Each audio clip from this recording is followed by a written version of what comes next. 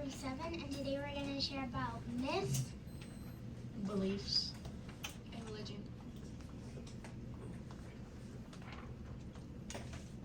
Hi, Mudita, and today I'm going to share about Egyptian mythology. A myth is a story that is passed down from generation to generation that expresses their religion, culture, and lifestyle. The foundation of Egyptian mythology is the pharaoh. The pharaoh was an embodiment of the gods on earth, and when he passed, he was even considered to be Osiris, the god of death and the underworld. Like other religions, Egypt's myths include their gods a lot. I have a lot of gods on here, but for my sake, I'm only going to be sharing one of them that is connected to the myth I will be sharing today, and that is Ra. Ra is the sun god. He is symbolized with a solar disk and is connected to light and heat. He wears the solar disk on top of a hawk's head. He can also change his form to become different shapes. And here's another side with gods, but I'm not going to share that since there's a lot more gods than even what I have put here. And gods aren't the only characters in myths. And again, there are more characters than this, but I'm going to talk about Apophis. You guys might want to write this down because this is important, because Apophis is the villain in the myth I'm going to share. He is a deadly serpent and is the chief demon of the night. He attacks others with mist, and his goal is to destroy Ra and to stop the sun from rising each morning. So I'll give you guys a second to write that down.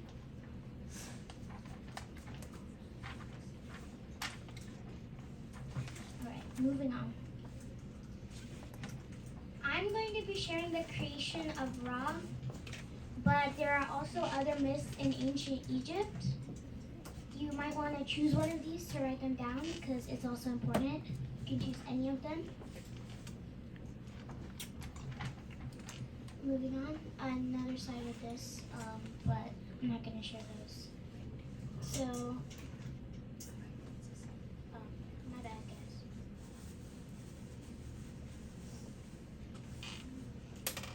You just need to choose one of them.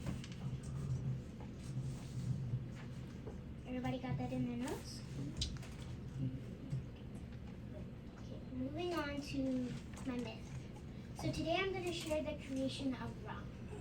Here's some background on it. There are many myths that the ancient Egyptians have passed on, and I will talk about one of them being the creation of Ra. The story of Ra originated in the city of Heliopolis and was the center of worship for sun god Ra. Ra was one of the first gods. Because Ra was very important, he was greatly admired by the Egyptians. Now I'm going to tell the story.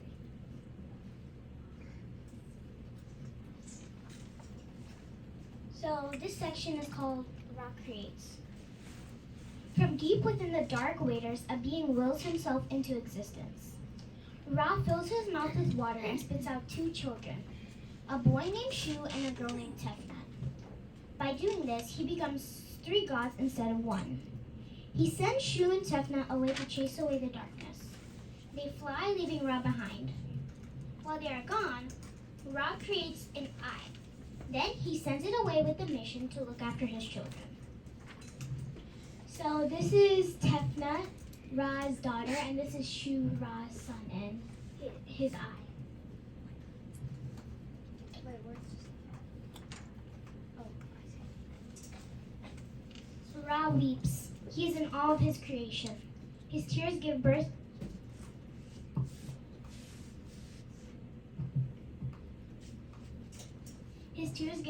to men and women. Meanwhile, Shu and Tefnut have grown up and formed a bond. They make twins, Geb, goddess of the earth, and Nut, goddess of the sky. Shu separates them, and the heavens are created. Nut gives birth to 5 more gods: Osiris the king, Horus the elder, Isis the queen, Seth, god of disaster, and Nephthys, god of the house.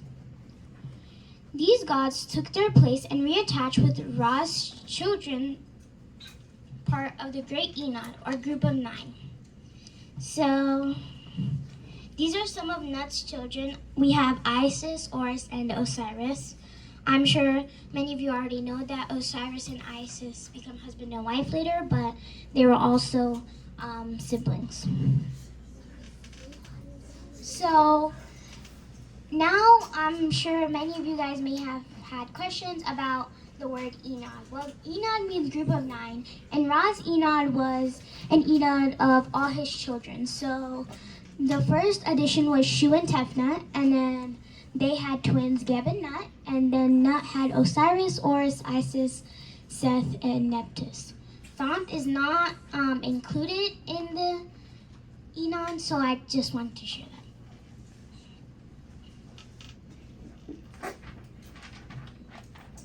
Ra creates the very last god, Thoth. He is a very clever and powerful son. Thoth is the god of wisdom and learning.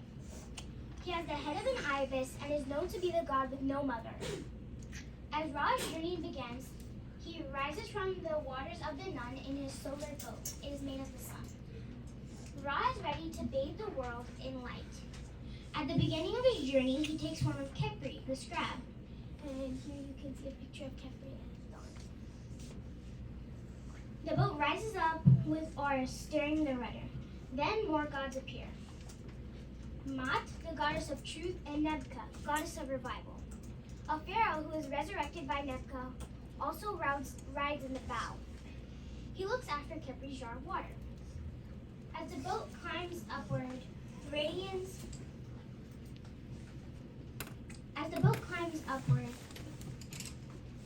Kepri's radiance grows stronger, and at the height of his power, he becomes Ra, the sun god.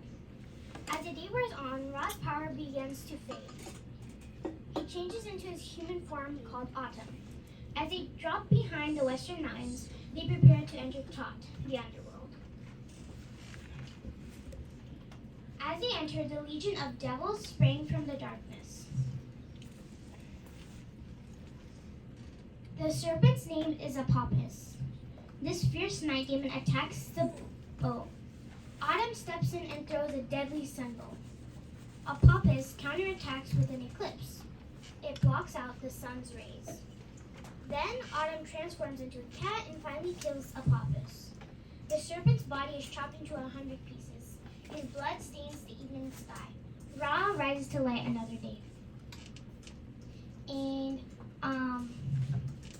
this is a visual I had, and Aaron's gonna pass it around for all of you guys to look at now. I'm gonna now pass it on to Lauren, who's gonna talk about Egyptian beliefs. Hi, I'm Lauren, and my topic was Egyptian beliefs. Ancient Egyptian religion consisted of many beliefs, the most important one being their gods. Ancient Egyptians not only believed in, but also relied on their gods and goddesses. They had an estimated total of 2,000 gods and goddesses that they believed in, and they all played a very important roles in their community. Because of this, they were greatly worshipped by the Egyptian people. Some of these gods include Osiris, Isis, Amun, Ra, and Hapi. All four of these gods have something in common. This would be that they all have non-human forms, usually limiting their heads. This is because the Egyptians found it inappropriate to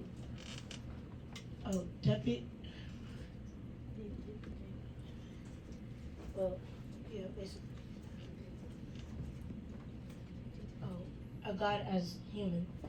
Now let's explain how these four gods played a role in the ancient Egyptian belief. The Egyptian religion, mostly consisted of their very important gods. These gods were very important to the Egyptian religion and beliefs because the Egyptians relied on their gods to do things in their everyday lives and to survive. One important god that the Egyptians worshipped was Amun-Ra. At first, Amun-Ra was known as Ra, who was also known for being the sun god. And not only did he create himself, but he was also the creator of the entire universe, making him known for being the creator of all things. He was believed to have much power, making the historians believe that the ancient Egyptian people might have had monotheistic beliefs. And because he was so praised, the priests of ancient Egyptian god Amun-Ra would receive so many gifts and land that they once controlled about half of Egypt's wealth. Two very important gods in ancient Egyptian times were Osiris and his sister and wife, Isis. According to the legend, he gave the Egyptian people laws and taught them to learn farming. On the other hand, his wife, Isis, was represented to be a faithful mother and wife, but together the two ruled over the world of the dead. The Egyptians believed that not only was Osiris the ruler of the dead, but he also had the power that could grant life from the underworld. From almost 2000 BCE onward, it was believed that at death, every man became associated with Osiris. Isis, the goddess of manic and healing, was a very important asset to the Egyptian religion. Today she is known as Isis, but the Egyptians called her Aset, which would translate to Queen of the Throne. This name would address to her headdress, which was a throne. And then here you can see on the left would be Isis, and then on the right would be Osiris. Hapi was believed to be the god and the reason for the flooding of the Nile River. These floods actually helped the Egyptians because it provided fertile soil in the riverbanks, which allowed them to be able to grow crops. And this led to him being greatly celebrated by the Egyptians. Now we'll be passing it on to Aaren. So, the ancient Egyptians had no word for religion. Religion was not separate from other topics for them. They practiced rituals in their temples, but also in their homes. They didn't believe in any supernatural beings called nature. That influenced people's lives either for good or bad. Egyptian religion was greatly influenced by the natural world. Egyptians did not worship nature, but they gained their knowledge of the gods through nature. The landscape, plants, and animals all have religious significance. The Nile River and the hot sun played major roles in Egyptian beliefs. Religious beliefs were not always consistent. More religion. Different gods were sometimes given credit for the same events.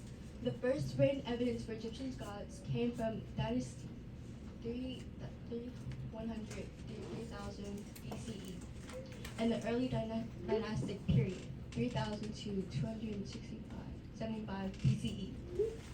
The oldest religious texts known in the world are found on the walls of pyramids of the last king of this dynasty.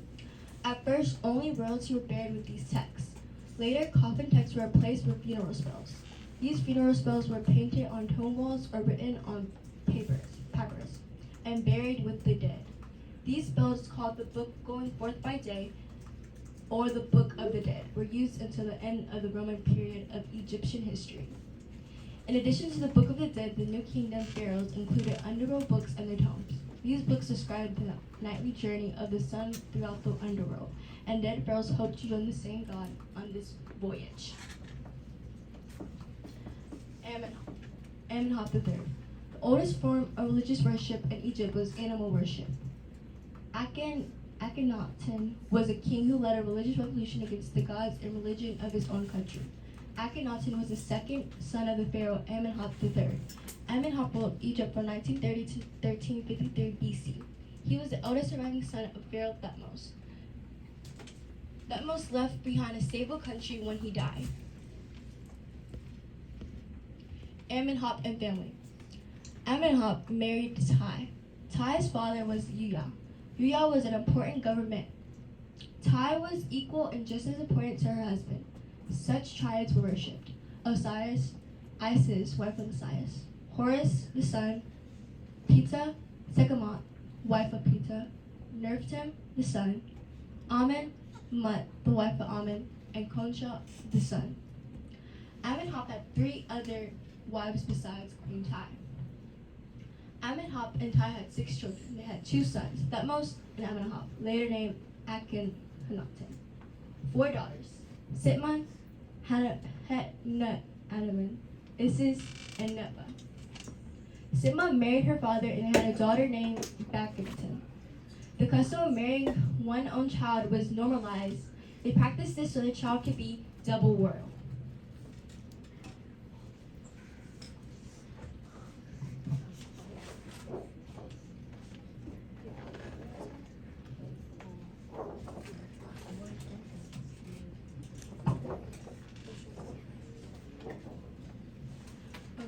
This is Amenhotep's family tree. So the first is Amenhotep II, and he married Queen Tia, and they had Thutmose the fourth, Amentup, Nejem, Web, Nesinu, Aaren, and Thutmose the fourth. Thutmose the fourth married Motes Mijua, and they had Amenhotep III, Sitmon, Amenhotep X, Amen, Petza, Pihu, and Amenhotep. Amenhotep III married Queen Tai, and they had Akhenaten, Thutmose, Sitmon, Nephthah, and Isit.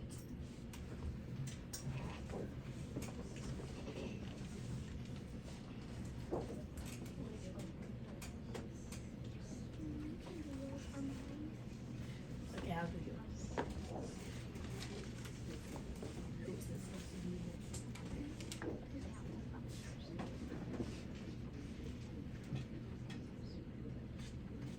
So now we're gonna explain some of our visuals. So Aaren already brought this around, but I'm gonna kind of explain what it is, even though I'm sure many of you already know what it is. It's a puppet of Ra, since I shared the creation of Ra. And I'm gonna pass it off to Lauren, who's gonna talk about some of her visuals. So I had like this, and it's kind of like a square, but it was supposed to represent the sun for Amun Ra. And then next would be Happy, yes, would be the river god, and that's why it was blue. And the other two, well, I don't really know what these two are for because I was originally gonna make 2 other gods, but I didn't end up making those in the presentation. Do you have anything else?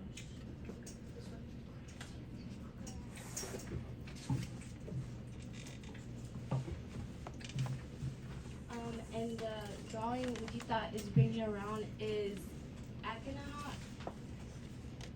That's Akhenaten, and it's just a tracing of him, and that's all our visuals. You wanna do questions? Let's give him a hand.